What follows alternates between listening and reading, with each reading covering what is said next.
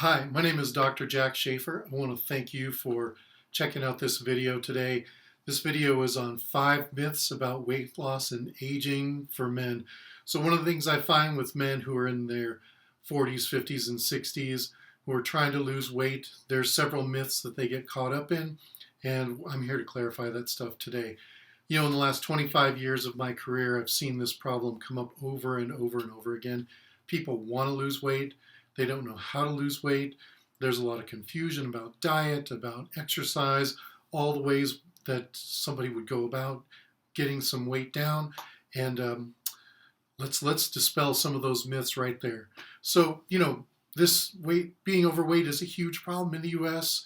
It leads to all kinds of issues. It leads men to feel fatigue, feel low energy in general, feel low sex drive, low self-esteem, have joint pain, not be able to do a lot of the things they want to do.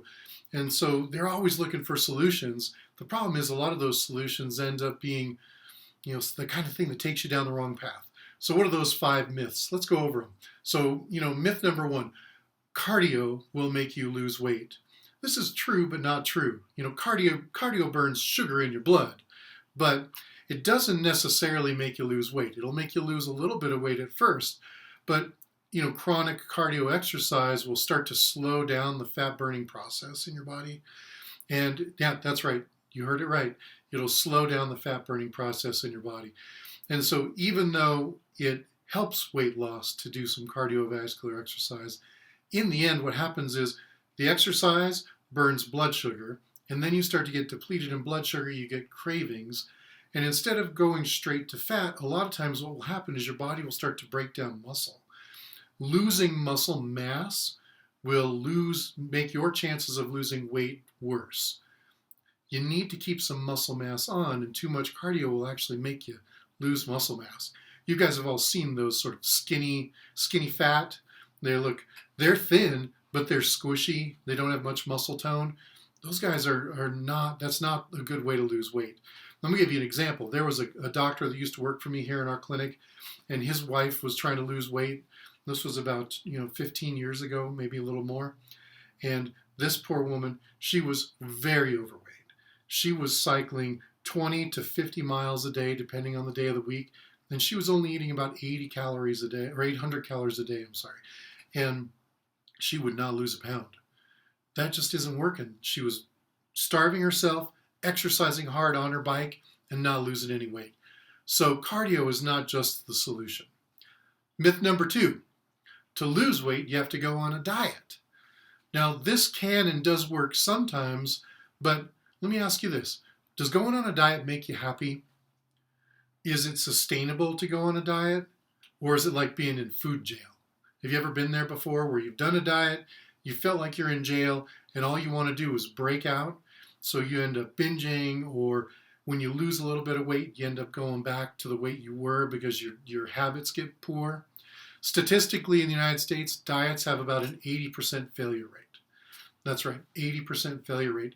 And it says the statistics show that 2/3 of people who lose weight on a diet end up putting more than that weight back on. That's because of a lot of other things, our genetics, our exercise, our lifestyle demands, our family needs. All of those other things actually can really play a part in how we lose weight and how diets work for us. We need to really have diets that are specific to who we are, to our exercise demands, to our genetics, to our health conditions, to our lifestyle needs, all of those things. Okay, myth number 3. Weight loss is linear. This one drives people a little bit nuts because they really feel like they should be losing weight at a certain pace. They're exercising, they're dieting, they're taking fen-phen or something, and they feel like they should be losing weight, and their weight comes down a little and then goes up a little. So it's 2 steps forward, a step back, 2 steps forward, 3 steps back, a step forward, and they get frustrated, they go off track. We have to understand that life is different than a linear curve. We go on vacation, we might eat a little poorly. We eat out a little more sometimes. Maybe sometimes we're doing some traveling. What we want to do is take a macroscopic look at our diet and see that our weight loss is going from being this up and down roller coaster to a steady downward curve with up and downs in it. That's normal. So you can't let the lack of a complete linear curve of losing weight get you frustrated and make you want to quit. That's not going to help you get anywhere. All right, myth number 4, eat less and move more. This one's a little controversial, right? It does work to a point, much like some of the other things we've been talking about.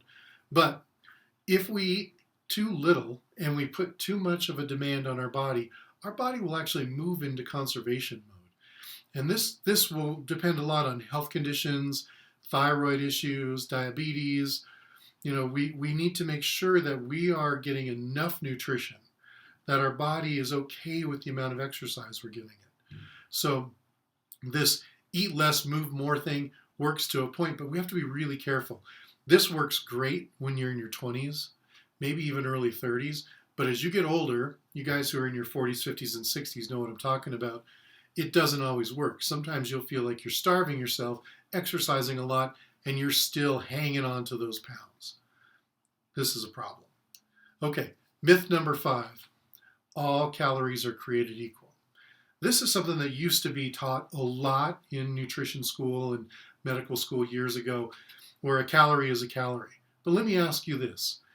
Is 1,000 calorie serving of steak equal to 1,000 calorie serving of pie?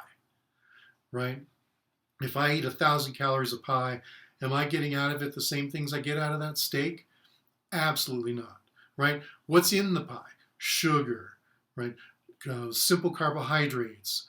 There's very little vitamins, very little minerals, very little nutritional value in a slice of pie compared to a slice of steak or some vegetables or whatnot. The food that contains the calories is the important part. Does the food produce an inflammatory response in your body? Does the food produce an allergic response in your body? Are you getting enough nutrition, enough fat, enough protein? Are you getting too many carbohydrates? Those things are really important. And so it's not just that we need to look at our overall calorie quantity that we're taking in, but we have to have a specifically designed macronutrient protocol for us as a person. Because everybody, if you go to a party and you look around the room, everybody in there has different requirements. We're all different. We all have different heights, body weights, different sleep cycles, different genetics, different physical demands. All of those things are really important. So we have to actually pay attention to what the calories are made up of. So those are the 5 myths, pretty quick. So what do you do then? What's the solution? What you really need to understand is that your body as a man in his 40s, 50s, and 60s is not the body that you had in your 20s and early 30s. It's just not. You have different needs now. You've taken different amounts of damage from life, whether that's injuries, whether that's other health conditions, whether you got way out of shape and are now getting in shape, all of those kinds of things, really, they start to really show up to us in our 40s, 50s, and 60s. That's the time we have to really take into account that we can't eat and expect the same results from our diet that we had in our 20s. So what we need to do is we need to make a full round assessment of our body. Maybe genetic testing. We need to look at gut health. We need to look at food sensitivities. We need to look at hormone balances. We need to look at our stress. We need to look at metabolic functions. All of those things will actually help us dictate what kind of diet we need to get the results we want. Because basically the bottom line is you are made up of what you eat, and your body has to take that food and process it. So there's 2 parts to losing weight. There's the fuel. You want to put good fuel in the engine, and then there's the engine. And most of us just think about the fuel, but there's more to the fuel. We have to also figure out what's wrong with the engine. And that's the real starting place, I think, for most of us in our 40s, 50s, and 60s. This is something that we do a lot of here in my office. You can schedule a free consultation with us, or you can schedule a conversation, discovery call. We can look at you and your individual health goals, and we can see if there's a way we can help you. Maybe we can help you. Go ahead and make that call. We also have a private Facebook group for men in their 40s and 50s and 60s who are trying to reach optimal health. It's a free group. open to anybody who wants to join it. Feel free to join that group as well. Look forward to seeing you or hearing from you.